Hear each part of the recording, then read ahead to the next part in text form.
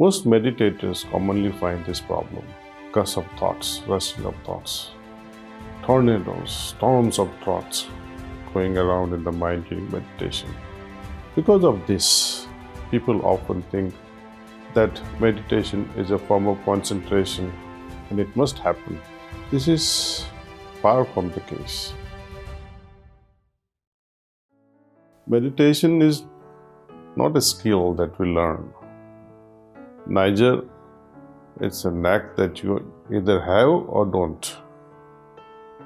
I would like to propose that meditation is something very natural to us. It is something that we already know, and even something that we already do. I would like to share one common definition of meditation, which is to think continuously about one object in mind. According to this understanding of meditation, everybody meditates, though each person meditates on different objects, on different ideals. This depends upon our individual interests and aims. You'll find one person meditating on their job perhaps, another perhaps meditates on a job that they wish they had. People meditate on so many things, so many objects. These examples represent case of accidental meditation, shall we say. You are not sitting down and trying to meditate on these things. It just happens that way. Somehow, your mind becomes occupied with an idea and runs with it. Do we really choose these objects? Does the mind occupy the position of a servant, or has it become our master? Meditation is natural, but the meditation of the unregulated mind is not so beneficial.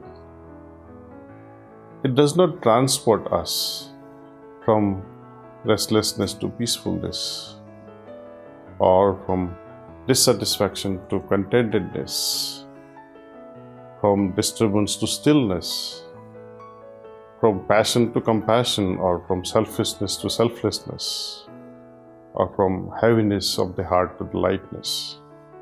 In order to turn this situation around, we take up formal meditation, in which we train the mind with a chosen object. The purpose is for it to become a useful instrument in our hands. But now we find that meditation does not come as easily as before. You have your chosen object of meditation, but meditation doesn't happen so naturally. Now, you are fighting with your mind, trying to make it concentrate on your chosen object. Mind doesn't want to stay there. It wants to go back to something else that it would prefer to be thinking about, something else that it would prefer to be meditating upon.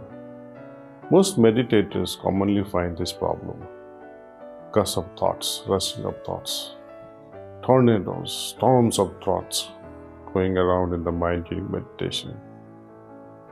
Because of this, people often think that meditation is a form of concentration and it must happen. I must run away from these thoughts. They think that meditation is to hold the mind on a particular object. This is far from the case. While it is true that with concentration, you can achieve single-pointedness, it is too artificial though. You may hold your mind on one idea, but the moment you relax your efforts, the mind's activity springs back. We have not transformed ourselves at all, but only applied a superficial fix. If your mind is truly settled, it should stay there when you relax your efforts. Like a well-trained dog, It should stay without you having to tie it up. Concentration is like tying up a dog so it doesn't run away. But in meditation, it stays put despite being given its freedom. Like a well-trained dog, mind remains focused on cherished object of meditation.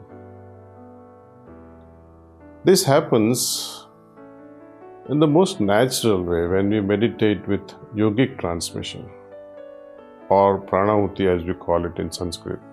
The transmission is a yogic art form performed by the trainer, which enables us to go deeper into meditation without resorting to force.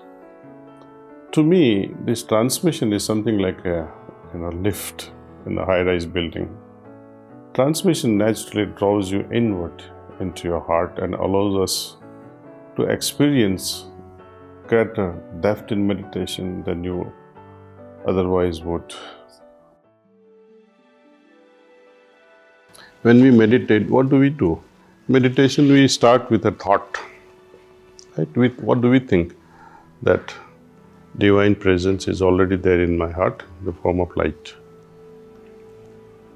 This is a thought. But with the help of this pranahuti, we are able to go deeper within ourselves and feel something. So we have moved away from thinking of the presence of divinity to the experiencing effect of this transmission and feeling that state of meditativeness. So we have moved away from thinking. You are no longer thinking. At the end of meditation, I have seen nobody thinking about the presence of the divine light at the end of meditation, though we begin with it, because we are overwhelmed by the end of the sitting of meditation. We start feeling things. So through meditation, we learn how to allow our mind to move away from thinking, though we start with thinking, and start feeling things with our heart later on. See. So what happens because of this exercise? Though we meditate half hour in the morning, every morning we meditate half hour. See. Come what may. And later on, holding on to this meditative state, like today morning you meditated, right? After meditation, what should have been my approach? I would simply sit for another 2-3 minutes with my closed eyes and try to feel what has gone through. Try to see the difference between the state of my mind before meditation and now after doing the meditation. Feel the difference and hold on to that difference. Walk into the business world with that different mind. Or if you are a housewife, continue with that meditative state. So in short, we are holding on to a state of feeling. We are becoming more and more receptive. We are more and more becoming introvert. Though your attention is all over, your attention will remain 360 degrees. Oh, I have to do this, I have to do that. But all this, I have to do that, all those important things will be in the background. But your focus will be mainly on this receptivity, see. That now I have moved away from thinking to remaining in tune, remaining centered within myself. If you meditate in the morning and let go of that state of mind that you have cultivated, then that meditation is useless. It's like you have money, but you have not carried it in your pocket. You forgot your credit card, you forgot your cash. What do you do then? You can't shop around in the market world. It's a zero thing. So we have to carry that state of mind with us.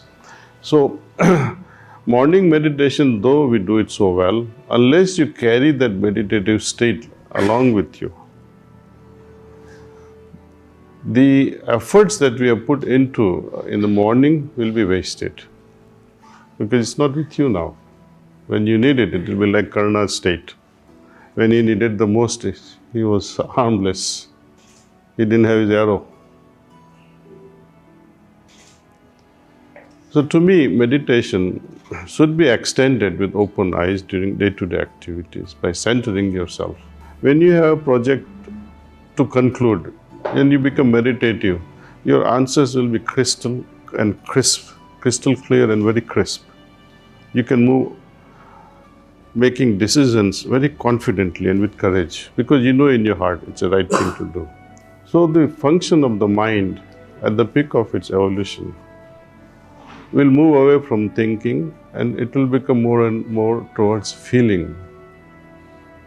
There will be coherence between mind and the heart. One philosopher said it is becoming of an eclipse of conscience. When mind and heart agrees, it's like they are superimposed. Most of our decisions are like that and they are perfect when they are superimposed.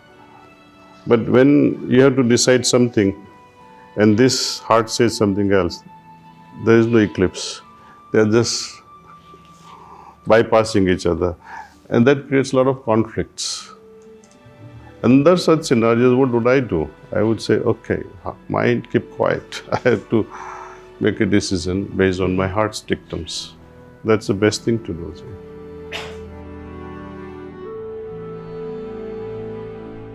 Whenever thoughts do come in my mind, I generally think that I am now meditating on the divine presence in my heart that is attracting my attention inward, and I am being blessed with the grace from above. That's all. Again, some thoughts would come, and I would remind myself that I am meditating. And whenever I have taken a sitting in my earlier days from a preceptor, he would say, please start meditation, and I would also sit in front of that preceptor. Or sometimes I would sit in front of my master. And at that time, since they are doing the cleaning on me, all kinds of thoughts would come. They would rise in my mind, and it's like a volcano. And the things that you should not be thinking in front of your master, they say, why do they come? Even when I'm away from him, when I'm alone, I don't get such thoughts. But now I'm sitting in front of my master, I'm sitting in front of a preceptor, and I'm getting all these crazy thoughts. And then you say, oh my God, not now, please don't come now. And you will ruin your meditation, see that way. So what do I do at that time? I bite my tongue. That's one thing I did. Second thing I did was I opened my eyes very gently as if my master is not looking at me. I opened very quietly. And then raised my hand and breathe deep. Nothing would work. And I would just sit with the mind absolutely surrendered and say, okay, boss, do what you have to do. And when I let go of it, then I would be lifted up as if I'm, being shot as a rocket into a vacuum. Then I will have no thoughts. Moment you surrender, mind will give up. So the idea of surrender, to the greater force or to the existence and say, I submit myself, you may take care of it now. And see the magical things happening then, see. Mind is rebellious. More you try to work with it or against it, it's not going to work. So we move our attention towards the heart and try to feel. Instead of, think of divine, we try to feel the divine.